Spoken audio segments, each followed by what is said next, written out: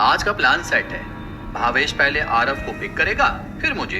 इसके बाद हम निकल जाएंगे नाइट आउट पर। दर्श अपनी मम्मी से आज रात के प्लान को बता रहा था। काफी मनाने के बाद आखिरकार उसे इस नाइट ट्रिप की इजाजत मिली गई। शाम हुई, भावेश और आरव कार लेकर दर्श के घर पहुंचे और तीनों अपने इस सफर पर निकल पड़े। मंजिल थी करीब 120 किलोमीटर दूर मौजूद एक फार्म हाउस, जहां पूरी रात पार्टी करनी थी। मगर दर्श की मां थोड़ी डरी हुई थी। आज अमावस की रात थी, ऐसे में दर्श का दोस्तों के साथ बाहर रहना उन्हें परेशान कर रहा था। दर्श को निकले हुए अब करीब 1 घंटा बीत चुका था। तीनों गाड़ी में गाना चलाकर खूब मस्ती कर रहे थे।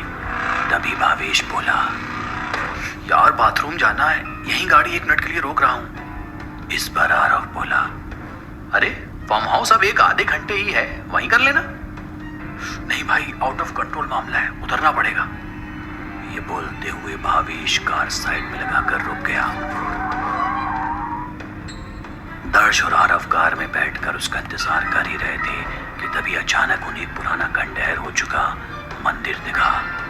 आरव बोला, वो देख भाई, क्या फिल्मी सीन है, बिल्कुल हॉरर। चल फोटो खींचते हैं। दर्श बोला, नहीं भाई, मम्मी ने मना किया था रात में इधर उधर भटकने से।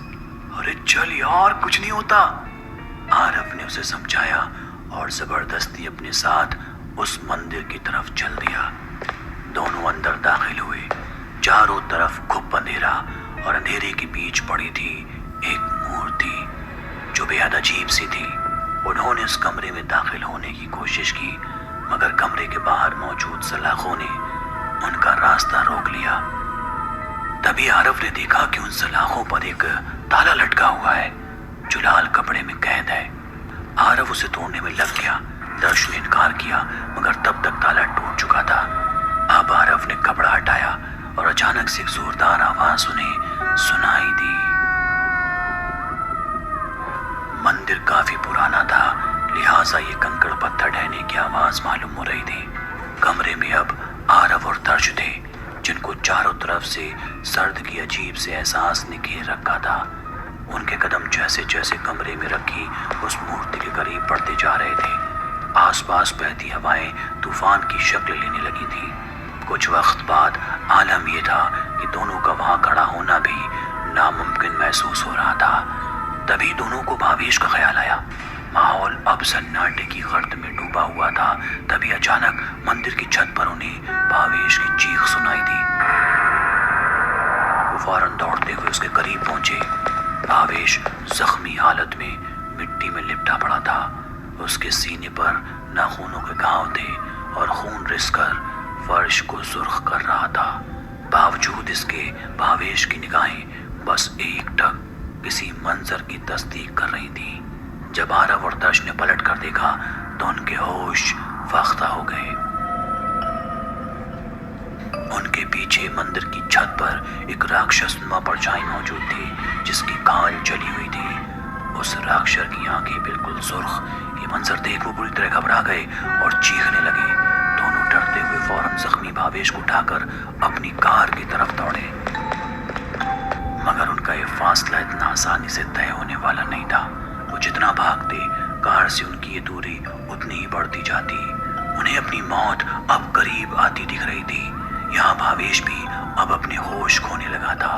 तभी उन्हें महसूस हुआ कि वो दोबारा उसी मंदिर के पास पहुंच गए, मगर इस बार उन्हें मंदिर में लगी वो मूर्ति साफ नजर आई। ये उसी राक्षस की मूर्ति थी जो अभी उनका पीछा कर रहा था। वो समझ गए थे कि उस मंदिर में जाकर उन्होंने बहुत बड़ी गलती कर दी है, मगर खुद को बचाना कैसे है ये उन्हें नहीं पता था। नामालूम दर्श को क्या सूझी, उसने फौरन फोन निकाला और कैमरे से उस मूर्ति की एक तस्वीर ली। इस बीच उस फोन की बैटरी डेड हो गई और फिर कैमरे की फ्लैश की रोशनी के बीच वो राक्षस उनके करीब आ गया। वो भागकर कार में बैठे। तभी कार के बोनट पर उन्हें वही राक्षस दिखाई दिया। दर्श ने एक्सीलेटर दबाया और कार दोबारा घर की तरफ मोड़ ली। लगातार बिना रुके ड्राइविंग करते हुए महज 45 मिनट में तीनों अस्पताल पहुंचे। जहां भावेश को इलाज के लिए भर्ती कराया गया।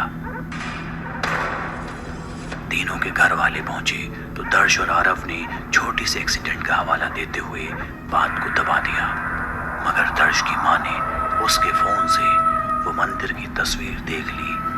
तब तीनों को उस मंदिर की असल कहानी का पता चला।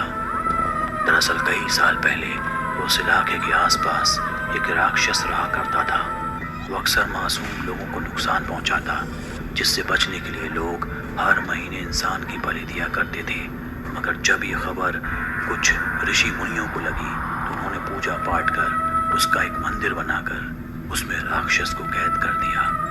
मगर आरव, दर्श और भावेश की गलती से वो राक्षस फिर से आजाद हो गया।